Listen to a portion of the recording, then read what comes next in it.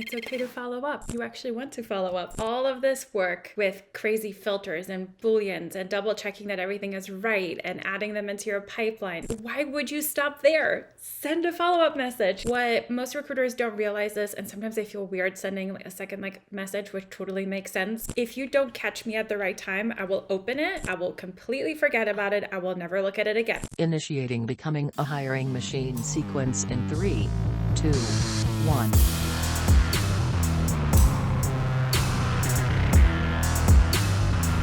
Hey everyone, it's Sam Keenly, and welcome back to Becoming a Hiring Machine. This is the show dedicated to fixing recruitment by going beyond saying what needs to change and instead teaches you how to make that change. Today, we've got a great Tactical Tuesday episode ahead of us, but before we get into that, I just want to tell you a little bit about the show. Essentially, we have shows within the show here. Some days we have interviews with industry thought leaders and others who are shaking up the space, while other days we cover things like trending topics. Stop by every Tuesday, like today, for a Tactical Tuesday episode where we go deep on how to do something that's going to help you drive better results in your day-to-day. Some days we open up for Q&A, and occasionally you get a mic drop episode from Matt where he shares something he's been thinking about within the recruitment space and wants you to know. Now, as a reminder, if you like the content that we share here on the show, make sure that you subscribe for more. All right, today we have been talking ad nauseum about quality over quantity and outreach. And today, we're going to tell you that you should probably be sending more outreach. Wait, what? I know. Hear me out, though. Hear me out. All right. When Vivien came to me with this, I was thinking to myself, Viv, where are you going with this? But as you started to explain it, I couldn't help but think like, yes, this is actually so spot on and true when you do go with it. So what is this mystery tip that has us devising a way to straddle that very fine line between quality and quantity? Well, your favorite Tactical Tuesday co-host, Vivien, is here to join us on this. So Vivien, welcome back. Thank you. Thank you. Oh yeah. So we've been talking about quality for the past couple of months, and now we're saying you should do a little bit more quantity in there. So before people just take that and run with it, explain what you mean by this. There's good quantity and there's bad quantity. And so the top secret tip that I have for you guys today is send more than one message to a candidate. It's okay to follow up. You actually want to follow up. You do all of this work with crazy filters and booleans and double checking that everything is right and adding them into your pipeline, sending them that original message. And why would you stop there? Send a follow-up message. Come back to the inbox. What most recruiters don't realize is, and sometimes they feel weird sending a second message, which totally makes sense. I used to get the follow-up heebie-jeebies as well, being like, am I too pushy? But now that I get a lot of recruiting type emails, if you don't catch me at the right time, I will open it. I will not open it. I will completely forget about it. I will never look at it again. So the timing of your message matters, and it's not like most people open their emails in the morning or at night. The timing is also, did something happen at work? If they have an excellent day at work, even though you might have the perfect job for them, they're not going to care because they're super happy. But if they had a really rough week, if they had a couple of bad meetings with their bosses, there's some overall tension at the office and things like that, when you are able to catch them at that time, that's perfect. But the odds of your first message being like a one-hit wonder, how many one-hit wonders are there? Not a whole lot, So you gotta keep... Sorry, excuse me. Go on. You have to keep going until you find the right person. So not even the right person, but at the right time. There's so many people that get married and they said we've met a million times, but it just never worked out. It had to be at this time because this time was the right time. Same thing with candidates. I bet you when you are stuck, there was nobody else left to source because it's a very niche position with a very limited talent pool. When you kept following up because that's the only option that you had, somebody came back and was like, you know what? I'm actually interested now because this happened. We just had this meeting about that. And all of a sudden the ball gets rolling. So you want to follow up. Yeah. So, all right. I'm writing down two different routes that I want to go with this from here. So the first one is the type of the follow-up that you use matters though, because it can't just be following up and saying thoughts, ? What do you think? Or those just the guilt trip ones where it's like, oh, this obviously isn't important to you right now. So how you do take the follow-up with these is extremely important. So give me a few examples or how you would approach following up appropriately on these types of messages? There's a couple of different avenues that you can take. One that I really like is create an outreach sequence that really hits on all the motivating factors of why somebody would leave. They're called the clamps. It's how challenging is this position? What's the location? What are the advancement opportunities? What's the money? What's the people and culture like? And what is the job stability and security? People have different preferences with these types of things. And so depending on what is going on with their life at their current office, what their personal preferences are, you have to hit all of the motivators. You can't hit all of the motivators in one message. That's way too much. You want to really tailor each message to each of those motivating factors so that one of those messages hits at one of these points. It's very rare that one person is happy in all of these areas. If they're happy in all of these areas, you want to say, okay, this is really awesome. Are you guys looking for any people that I can put at your awesome company? Because it's so rare to find good companies. And you can flip that into a business development kind of opportunity.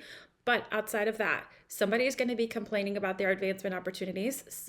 The most common thing that recruiters assume is that it's money that motivates people.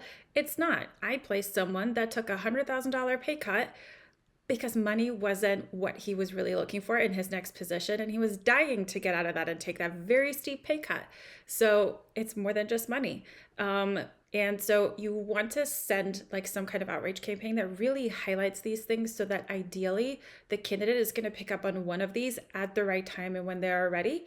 And that way you're following up with them, and it helps also your deliverability rate. Because I think we talked about this before. People check the name first. If the name looks familiar, they will open the email. If the email does not look familiar, then they will look at the subject line. So your first subject lines need to be killer. Dad jokes are a really good avenue. And then just keep going. You have to become familiar to them. Mm-hmm. So I guess this is the next question. Then we're talking about, sending multiple emails, and people are worried about being marked as spam and everything else. So if they follow clamps, that's 6 different messages. Do you recommend that you split these up to kind of test and get data? Do you merge a couple of the motivations into one email? Do you have a different way that you think about trying to hit to this? Like, do you use different just like mental heuristics around, hey, I know that this is a much more senior position, so money probably isn't a driving factor as much as security, legacy, anything else? Like, is there any other tricks in there, just given the current state of email deliverability being top of mind for so many?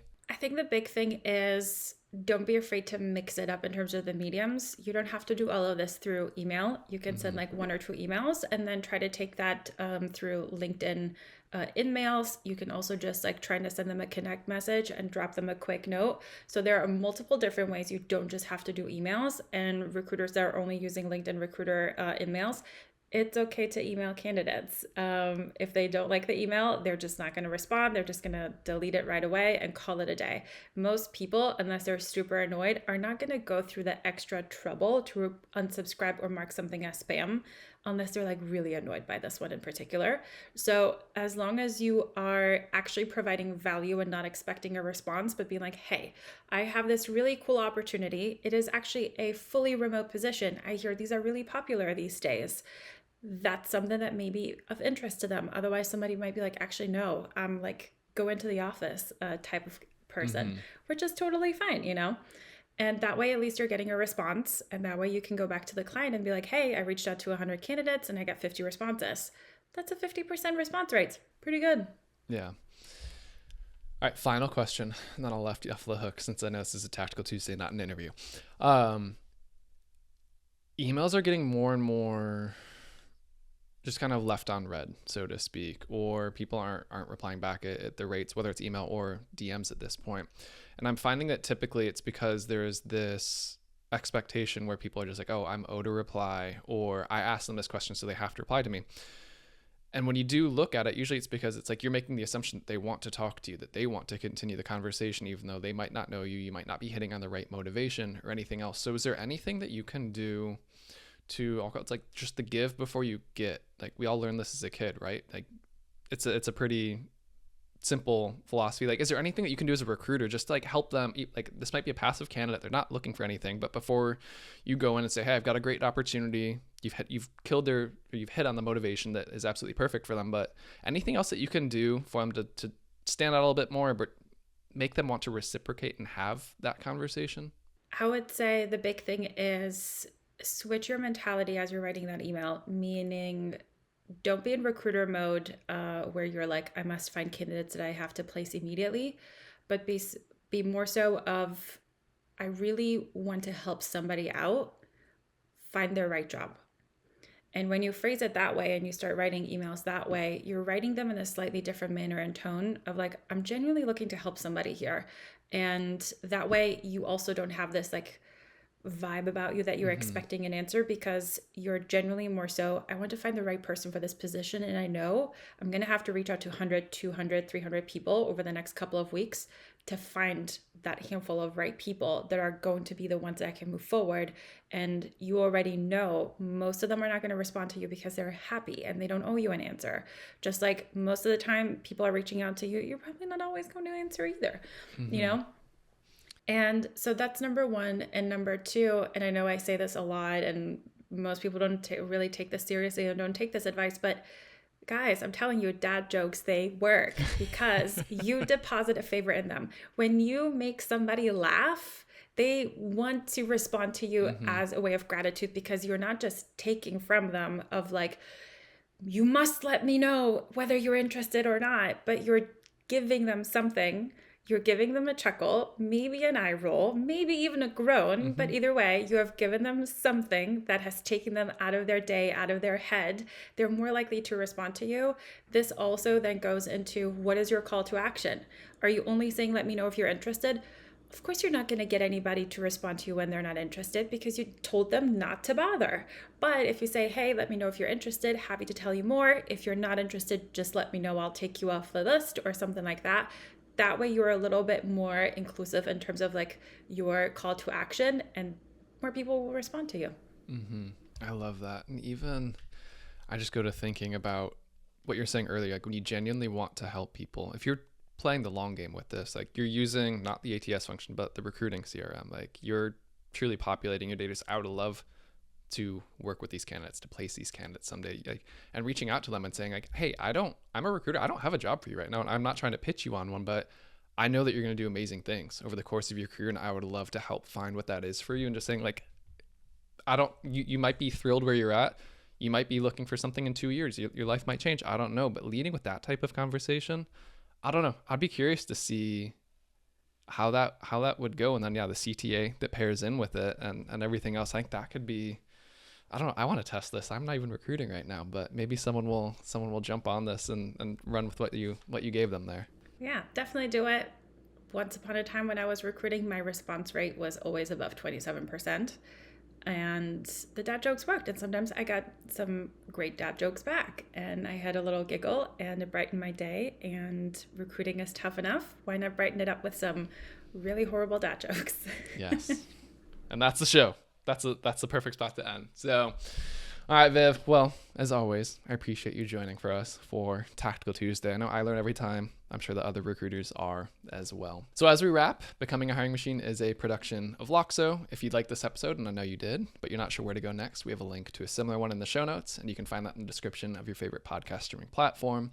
Full video episodes are available on YouTube as well as on our website. If you ever have questions, send them to us at podcast@loxo.co. And lastly, if you did like this episode, please make sure to leave us a quick rating in your podcast streaming platform. It's only going to take you 3 seconds, but it's going to help other recruiters like you to find us. So, all right, everyone, that's the show. That was an amazing Tactical Tuesday with Vivien. Until next time, bye, y'all.